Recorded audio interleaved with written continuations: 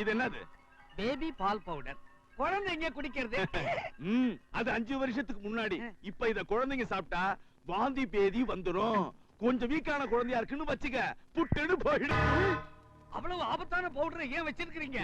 மொத்தத்தையும் தூக்கி எறியுங்க. எரியறதுக்கு இல்ல, கரைக்கிறதுக்கு. நீ என்ன பண்ற? இத தண்ணியில கலந்து பசங்க வச்சிருக்கிற பால் கடைக்கு எடுத்துக்கிட்டு போற. அவனுக்கு தெரியாம அவனுங்க பால்ல இத கலந்துடுற. ஐயோ, அந்த பாவத்தை நான் செய்ய மாட்டேங்க. யோ, நீ ஒரு பாவமும் செய்யல. பாவம் செய்யாம தான் 5 ஏக்கர் நிலம் வாங்கினிய. என் மாமனார் கொடுத்த காசுல வாங்கினங்க. அண்ணையார்கிட்ட சொல்ற மாதிரி என்கிட்ட சொன்ன, உன்னை இங்கே வெட்டி புதைச்சிருவேன். தம்பி தம்பி, இல்ல ஒண்ணும் பண்ணிடாத.